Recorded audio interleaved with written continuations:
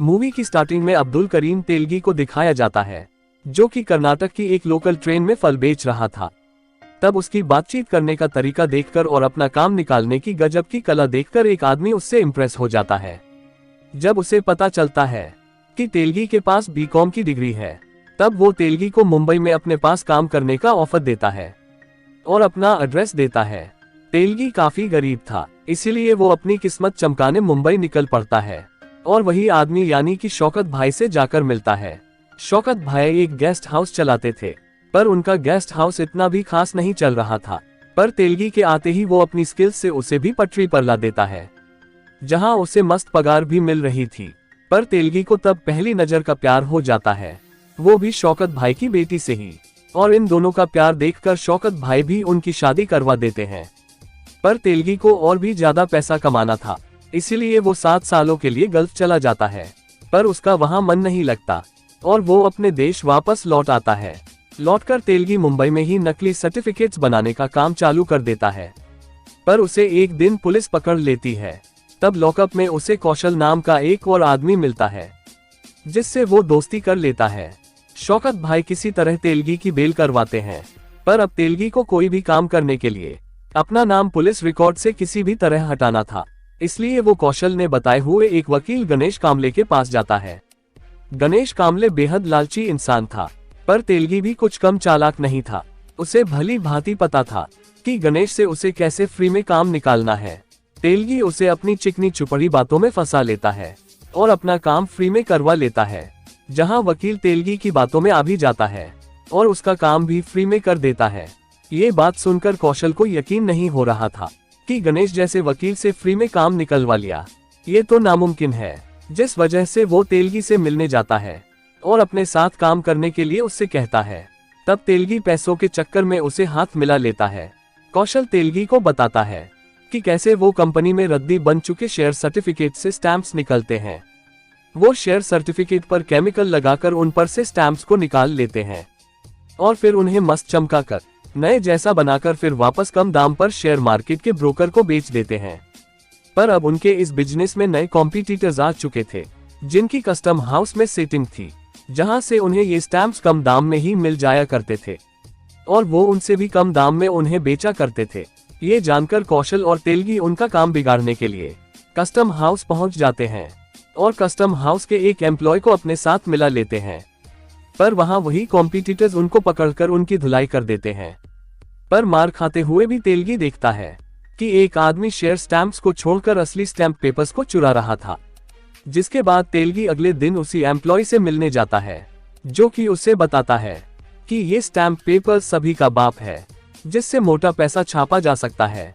इस stamp papers को बेचकर हम रातों रात अमीर भी हो सकते हैं, क्योंकि इस कागज के टुकड़े की वैल्यू बहुत ज्यादा है और ये हर जगह काम पड़ते ही है, यानी कि धंधा बंद होने का नो चांस और इनकी डिमांड हर समय रहती है।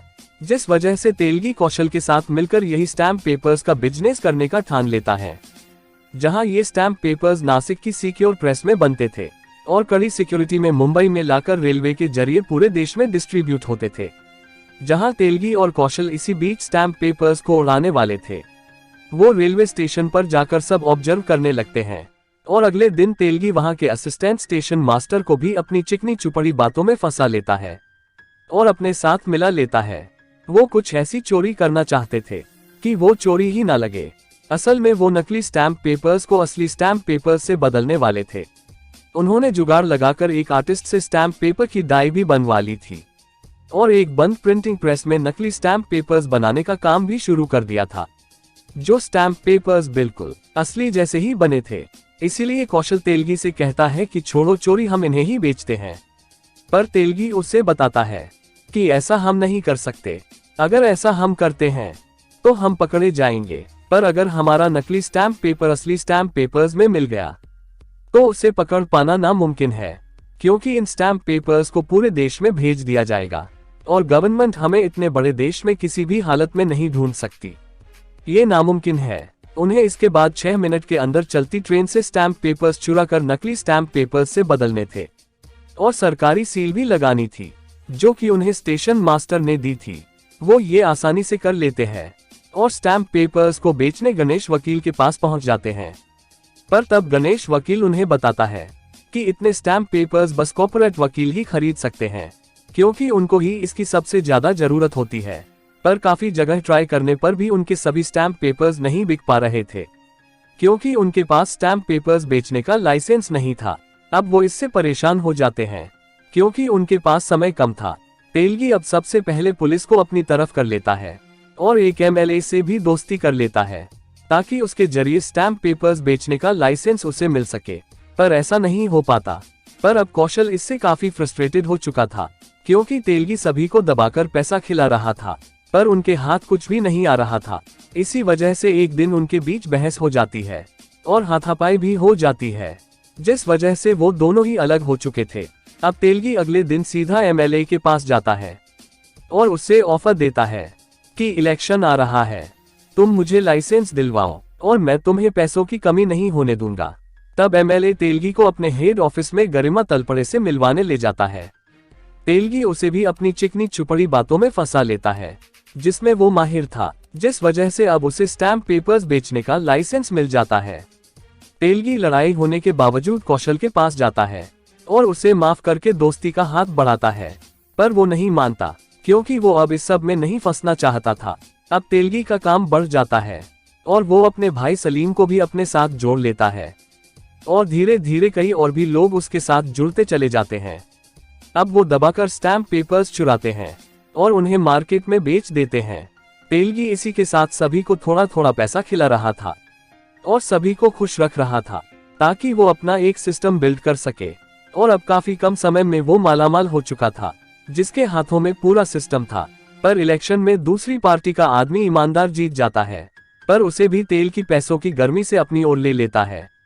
पर एक महीने बाद एक अमीर आदमी के परिवार के बंटवारे के नकली स्टैम्प पेपर के चक्कर में वो फंस गया था, क्योंकि इसमें ईमानदार भी शामिल था, जिस वजह से अपोजिट पार्टी की गरिमा तलपड़े उन पर आरोप लगाकर ये साबित कर देती है कि ये स्टैम्प पेपर की 6 साल पुरानी डेट नकली है और ये स्टैम्प पेपर तक इल्लीगल तरीके से बनाया गया है। इसी वजह से तेलगी को पुलिस पकड़ लेती है और कोर्ट भी उसका लाइसेंस कैंसिल कर देती है, साथ ही उसे जेल भेज दिया जाता है।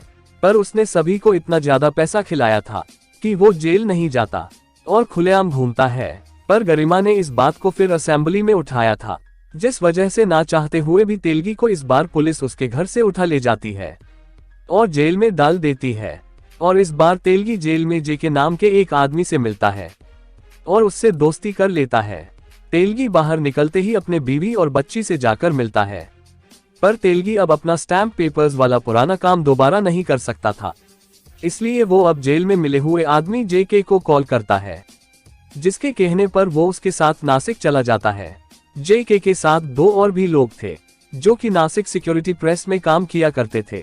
वो स्टैम्प पेपर्स चुराने का अपना एक प्लान तेलगी को बताते हैं, पर तेलगी को ये आइडिया पसंद नहीं आता, क्योंकि पहले भी वो इसे ट्राई कर चुका था और फंस चुका था। इसीलिए अब वो कुछ बड़ा करना चाहता था।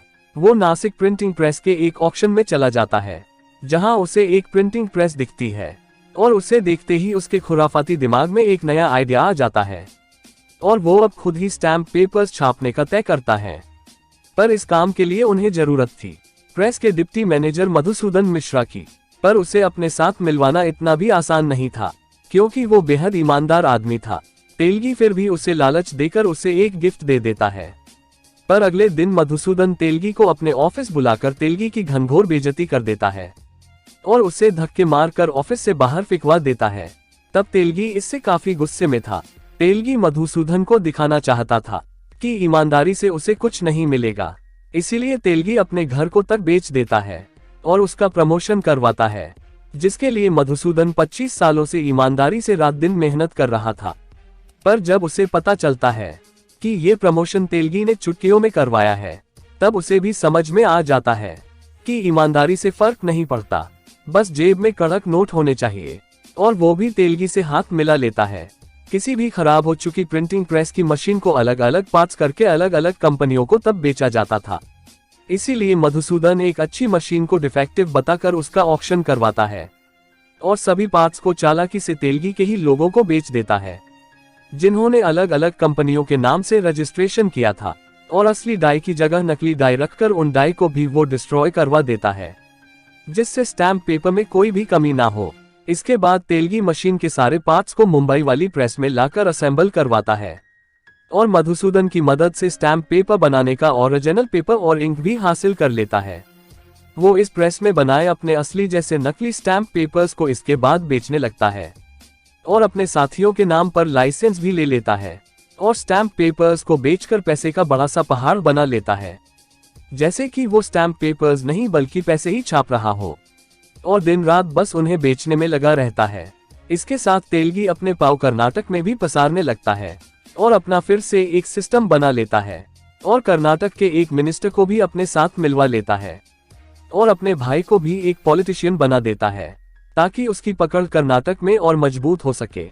पर एक बीमारी की वजह से शौकत भाई की डेथ हो जाती है और 1998 में अब उसके पैसे कमाने की भूख और भी ज्यादा बढ़ गई थी और इसलिए वो मधुसूदन की मदद से नागपुर सिक्योरिटी प्रेस को मेंटेनेंस के नाम पर बंद करवा देता है, जिससे उसके स्टैम्प पेपर्स की डिमांड दुगनी हो जाती है। साथ ही स्टैम्प पेपर्स की सप्लाई बढ़ाने के लिए वो और भी ज्यादा मशीन खरीद लेता है और डिमांड को पूरा करने रात दिन काम करने लगता है और दबाकर पैसा छापता है और ज्यादा से ज्यादा अपने साम्राज्य को फैलाता है। पर उसका एक साथी पैसों के लालच में स्टैम्प पेपर्स चुराकर बेच रहा था, जिसकी खबर तेलगी को लग जाती है और तेलगी उसे गुस्से में आकर जान से मार देता है। पर कुछ दिनों बाद टेंशन और स्ट्रेस से वो बेहोश हो गया था, जहां डॉक्टर ने उसे ब्लड प्रेशर होने का बताया और टेंशन और स्ट्रेस से दूर रहने को उससे कहा। वहीं कर्नाटक में उसका भाई सलीम भी अब MLA बन चुका था, जिसकी पार्टी करने वो रात में एक बार में चले जाते हैं, जहां एक बार डांसर पर तेलगी लट्टू था। पर वहां एक बिजनेसमैन आकर उस बार डांसर पर पानी की तरह पैसा उड़ाने लगता है, तो तेलगी भी कैसे पीछे रहता, वो भी उस पर पैसे उड़ाने लगता है। पर उसका पैसा खत्म हो चुका था। तब वो बिजनेसमैन आदमी तेलगी से औकात की बात करता है, जिससे तेलगी की सटक जाती है और वो बार डांसर पर पूरे 90 लाख रुपए एक रात में ही उड़ा देता है। ऐसा करने से उसका भाई उसे काफी रोक रहा था, पर तेलगी नहीं मानता और अब ये बात आग की तरह फैल जाती है। सभी को आज तक पता नहीं था कि अब्दुल करीम तेलगी के पास इतना पैसा है और अब तक वो बस हमें चिल्लर ही दे रहा था, जिस वजह से अब उसने बनाया हुआ पूरा सिस्टम हिल जाता है और सभी उससे और भी ज्यादा पैसों की डिमांड करने लगते हैं। और यही स्कैम 2003 सीजन 1 का यही एंड होता है। Thanks for watching.